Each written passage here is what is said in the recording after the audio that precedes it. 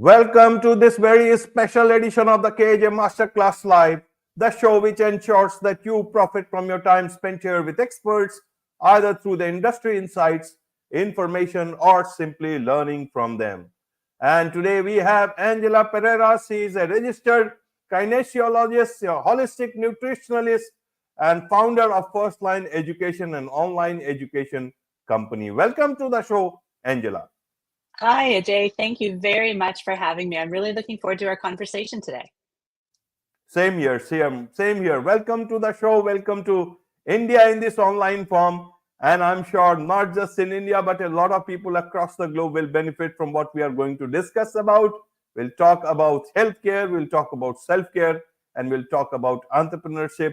You are a great entrepreneur, so we'll talk about that. So I talked about you being a registered kinesiologist, holistic nutritionalist, entrepreneur, first line education. But I would like you to tell the audience who is Angela Pereira. Is this all about being an entrepreneur? Is it all about being a nutritionist? I'm sure there is much more to that. So it is better you tell them who exactly is Angela Pereira.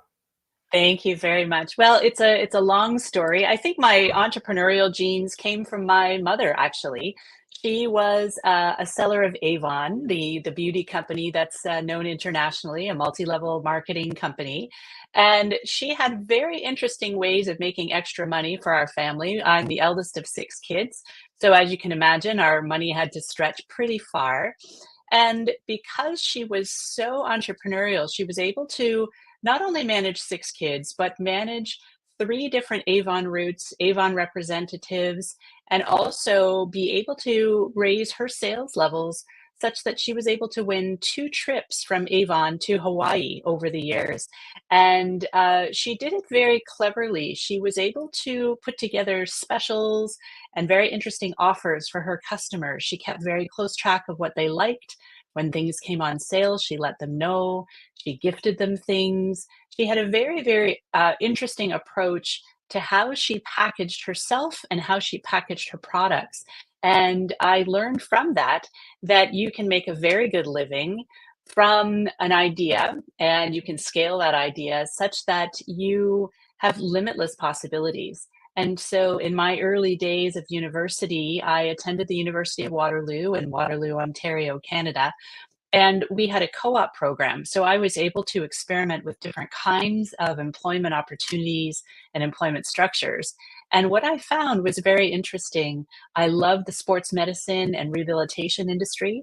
I was able to start my own clinic in a very small town just south of Algonquin Park in Ontario here. And in this small town, I was able to experiment with becoming a healthcare practitioner and understanding what it was to be a kinesiologist, because in school you have such a wide range and breadth of your education that it's not quite clear exactly what you will do at the end of the day. So I was able to experiment. I had space and time, and I had interested clients. And that allowed me for about 5 years to explore what it was to run my own business and structure special offers and 2-for-1s and also benefits of gym membership attached to rehabilitation programs and special nights where we had kids coming in and physicians and dentists coming in. So I was able to play, and I really, really enjoyed that sense of freedom and the sense that I could do anything I wanted. And as long as it made enough money to feed myself and pay my mortgage, I was happy. And so I was able to scale that over the years to try different areas of kinesiology, working with car accident victims, people injured in workplace injuries, vocational rehabilitation, getting people back to work after car accidents and workplace injuries. And then I became very interested in working with older adults in their homes and condo gyms, working with people with multiple autoimmune disorders, and that got me interested in nutrition. From there, I learned that nutrition can really help to improve autoimmune conditions combined with exercise. And I was off and running in a different direction again, and just reinvented myself again. Now I'm teaching for the University of Toronto and Humber College about business, marketing, and entrepreneurship. And dabbling about whether I want to get back into client work again. I've really pivoted after, as you know, quite a serious healthcare scare. And so I'm just trying to reinvent my next steps right now. Wonderful, wonderful. Thank you for that, Angela. Now, to understand from you, being a healthcare professional, being in the healthcare line, I want to understand from a lot of people who are into this line. One is that you inherited a lot of understanding about entrepreneurship from your family, especially from your mother. But a Hmm. lot of healthcare professionals who are into, building up whatever they want to so that they can have a bit of freedom in their life, financial freedom as well as time freedom.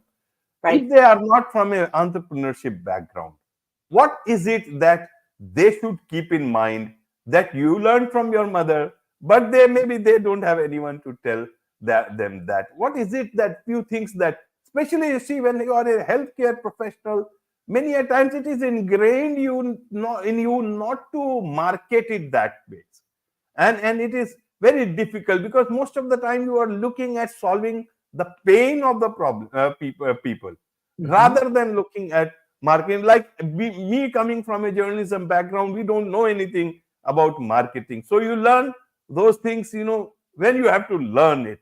So what would you like to tell them about this part of entrepreneurship? You have built, rebuilt, went into nutrition, then you have gone into entrepreneurship full-fledgedly, now into online education. So that's a lot of expertise that you have got. So I want to understand, especially from the healthcare professionals. Thank you very much. And I'll draw a quick link to your background in journalism here, and what I've learned from listening to your podcast. Really, you have to know who you're writing to, who you're speaking to, who you're doing business with. And so you want to find the pain points for your ideal client, your client avatar, the very person that is looking for your services. You have to say, here I am, and this is who I am. But more importantly, here's how I can help you get out of your pain. And your pain may be reading about politics, economics, healthcare, whatever it happens to be. It may be treating someone for their autoimmune condition. And it may be working with young graduates and helping them navigate the marketplace for the first time, whether that's being an employee, whether that's being an employer or a consultant. So there's lots of different opportunities, but at the root of all of it is understanding who your best client is. And that's someone that puts your feet on the ground in the morning, someone you're very excited to be working with, and someone that you genuinely understand that you have the skills to make their life just that little bit better every day. Right, right.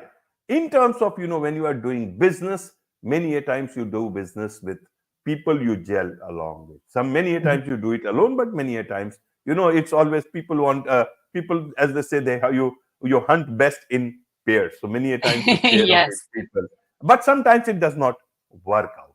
You have dealt with lawsuits and all these things, Mhm. partners in business. So what would you like to tell them so that in terms of the things that they should remember from the beginning? Is it better to start alone at the end, you're all alone, or is it better to start with a partner in business, especially in healthcare? Pros and cons of both the things, and if they are going at all for partnership, then what are the things that they should keep in mind so that they do not fall into problems later on for the things that they did or did not at the initial stage. Sometimes you are too, if you trust about things, but later on new things crop up. What would you, and especially if it's a women entrepreneur, what would you like to say for them? That's a great question. Thank you. I think that one of the things I would consider, and I would advise new healthcare professionals to think about, is really starting with an employment position. And the reason for starting with an employment position is so that they can really understand how to work with others, so collaborate with others, then how to develop a leadership role within that collaboration. And then from there, once they've got some chops around clinical practice, then they can start defining their own brand. And you know very well how important that is, who you are, what you're all about.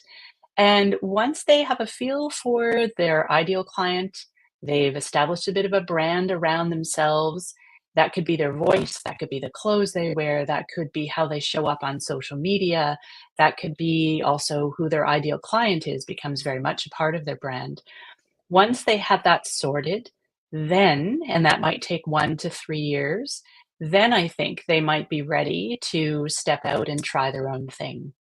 Now, what I would also advise to them is that they have a bit of a war chest. So you need to have some funds saved up to make sure you have, some people would say 3 months, I would say 6 months to a year of a runway of money put away, expenses taken care of, major repairs, make sure their car is in good shape, all of these things. Then they can dip their toe in the water of entrepreneurship. And that might be a side hustle at first, that well used phrase, to establish some clients outside of their business, as long as it's not directly competing, and that needs to be checked carefully. And then from there, adding more clients and hopefully nailing that message, nailing that brand, attracting just the right clients for them. And also, now you can branch out to collaborating with others. And rather than partnerships, I would advise collaborations, meaning that you're receiving referrals from and referring to other healthcare pros, and maybe connecting with people that you might not expect to have referrals for you. That might be insurance brokers, that might be lawyers, anyone on the periphery of healthcare, in addition to other healthcare providers. And you might just find some very, very interesting, very profitable relationships for both parties in that case. Once you've hit that 3 to 5 year mark, you really are off and running. Right, right, right, Angela. So now let's move on to another important aspect is the self-care part. Being in healthcare, Mhm. you forget about many times about your You do. own health. In your case, no one knows it better than you. And Yes. so how does one do that? Many a times, Mhm. is it because of carelessness, because you keep on saying take care of your health to others? Is it become you become less careful about your health? Or is it because you think because you know so much about yourself and you know about healthcare that this thing will not come near you? And then suddenly something creeps up into your system, and by that time it just jolts you out of so many things. Help us understand this part. How much would you like to emphasize on this part, looking at your own example, and then life changes so much. You mentioned so many good points, and so I'll touch on them briefly. Firstly, yes, being a healthcare provider, being a busy professional, you absolutely have a jammed schedule if you're nailing it right and you're getting your message out there, you're attracting clients, you are building a schedule. That could be working as an employee. You could be building out your schedule. That could be working as an entrepreneur, building out your schedule. And as I mentioned, it could be a combination of both. And what I find is that you have to have very solid personal boundaries and professional boundaries. And in that preparation as an employee, before you step out into entrepreneurship, carefully defining who you will work with, when you will work, how long you will work with them, what you're charging, what your billing and cancellation policies are, having all those things in place, your mission, your vision, your values, very, very important in order to get yourself set up to launch. And those things are concrete. They may change for the better as you learn, but they're always in place. And now you're ready to go. And what I tend to do is have a very strict routine. And I find that with a routine, it's very, very helpful because that predictability means that you are doing the same things, you are starting the day the same way, you're wearing similar clothes, you have an exercise routine that you're doing, usually in the morning, because by the end of the day, we all know what that feels like. So it could be something simple as some sort of mobility program. It could be going out for a walk. It could be curling up with a pet, with a book and a journal. But having a morning routine is important. And then at the end of the day, what do you do to wind down? And then how do you move into the evening hours in a way that you're leaving a good hour for yourself before you go to bed without screens, as you know, very important. And this routine is a very important part of self care. And so the mission, vision, values, the personal and professional boundaries, having a self care routine is going to be something that keeps you on the straight and narrow. In addition to that, having regular medical appointments to do dental work, to do colonoscopies, to do breast cancer screening, all of these things are work that is preventable, work that is preventative, and it loops your healthcare providers in with how you're doing on the day to day. And you also may find that a mental health counselor would be very, very helpful for you. That could be a psychologist, it could be a psychotherapist, it could be a psychiatrist, someone who is trained to help you manage just the day to day, where it be that personal or professional. Having a lot of people in your corner is very important. Right, right, Angela. Amidst all these things, never know what you are made up or what your system is made up. Something can still come up, and Mhm, or in terms of anything from outside can come into your things that you are doing. mhm, How do you then plan for things? How do you keep yourself motivated uh, enough to deal with that situation, either externally or internally, and rebuild something new for yourself, like you have done in terms of online education? How do you create that mindset? Because all the time your mindset is in building something different, mhm. something that you are so passionate about, something that you have the skill set for. How do you create something out of that, that suddenly gets attacked, or or gets jolted? How does that work? How do you bring that new motivation? How did that happen with you? Because at one, people look for stability, and these things Mhm. happen only when you tend to become a bit more stable in life. They never happen when you are not that stable. That's right, that's right. Um, what I found was I had a very serious health crisis that, I wasn't paying attention to my health. Well, I was paying attention to my health, but there were some signs and symptoms that I couldn't explain, and I just ignored them. They were little things, they weren't consistent, it was all quite mysterious, and then COVID meant that I wasn't able to access the tests that I needed to be able to confirm a diagnosis. And then once I actually had a confirmed diagnosis, I was in hospital almost immediately. And I underwent 9 surgeries over 8 months' time. And what I found was that it was my mission, vision, values, it was my standard operating procedures, and it was my team that really, really helped me to get things sorted around. And so, what I ended up doing was delegating very quickly to my team, and my partner helped significantly. He was able to reach out to all of my clients, talk with them, let them know what happened.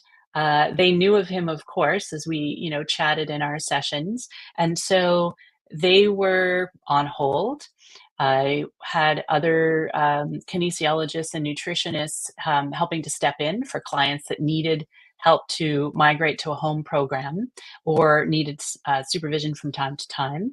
My standard operating procedures meant that the rest of my team could step in to supervise interns, to make sure that projects were still going to continue and courses were going to continue being taught. And it was relatively easy. I made one phone call and triggered all of it. And so I had a brief chat, and that person checked in with me weekly, and that was it. So everything was sorted, and I'm very, very grateful, and I'm very, very lucky to be able to have such a team that was able to step in with me like that. I was beyond thrilled that no ball got dropped anywhere. I was surprised and grateful.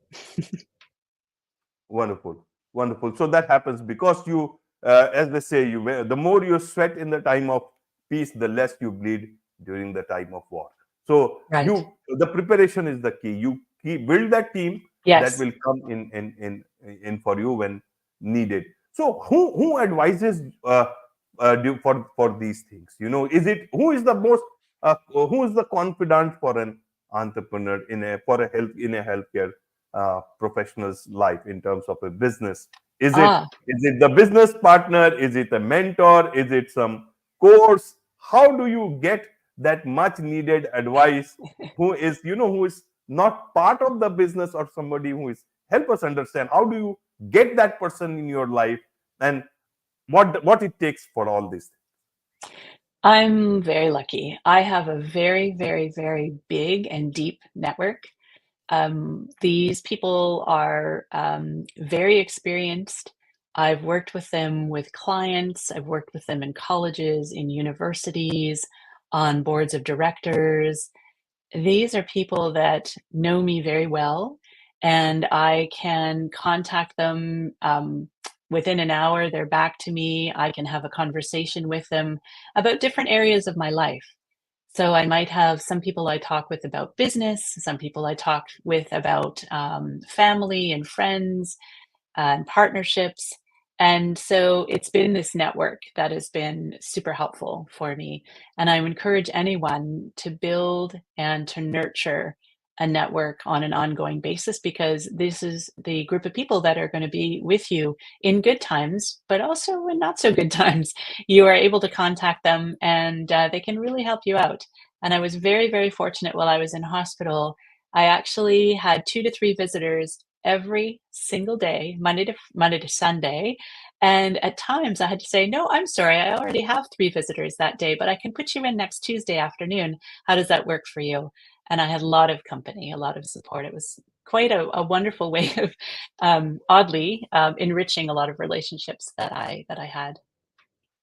Right, right, and making a lot of good good relationship, good network, and not just social media but in real life. Oh yes, mostly real life. Absolutely, absolutely. Now coming back to the online education part, tell us a Mhm. bit about your company, First Line Education, so that people, what is it that you do here, and what is it that people can get associated with you with First Line Education? Well, I'll tell you how it started, first of all. I had a lot of kinesiologists working for me over the years, and bringing them on board was a challenge because I had to intensely spend a lot of time with them to teach them assessment skills, record keeping skills, therapeutic exercise, programming skills, and just business skills as a whole. And what I realized was that I was repeating this information over and over and over again. So I formalized it and decided to start teaching it to groups of kinesiologists. And then I branched out to personal trainers, exercise physiologists. I've had physiotherapists, physiotherapy students, massage, osteopathy. So more and more people started coming into my circle. And I then needed a team to help teach with me. And so we developed a team of people that would help to create the courses and teach the courses. And we've kept that up for many, many years. I believe we started in 2007, and here we are in 2024, and we are still doing it. So it's taken different forms. Of course, we know everything went online a number of years ago. So that was a real push. I'd actually gone online in 2019, a little bit late, but we were teaching in person up until that point. And then I decided I could reach a more international audience and a broader audience of healthcare providers if I went online. So that took about a year to convert all of our courses and resources online. And then from there, now, 4 years later, I'm moving back into teaching live again. And we're moving into something called Movement Labs. And this is part of a membership called Movement Academy. And the movement labs are going to happen at Humber College, where there's 3-hour practical labs once a month, just to improve assessment skills, client history skills, record keeping skills, working on therapeutic exercise progressions, and dealing with the day-to-day client issues that come up where you just might need someone to talk to in person to say, I have this client who dot dot dot, and I need your opinion. So we've shifted the model a number of times, and now we're back to in person and online in this membership sort of hybrid that we're testing. Wonderful. So there is much to learn about entrepreneurship, about online education with first line education. So, what is the best way for people to get the best out of you, Angela? I think the best way would be to follow us online. So you can follow us on Instagram. You can follow me and my blogs through my website. You can sign up for those. And we often have free downloads available on our website. So you can explore the website, click on the downloads you like, add your email address, and then you'll be included in our environment and be able to see all the different things that we offer. If you'd like to reach out to me directly, you can email me at angela@firstlineeducation.com. Wonderful. With this, it's a wrap on this very special edition of the KAJ Masterclass Live. Thank you so much indeed for joining us. Thanks so much. Great to speak with you today.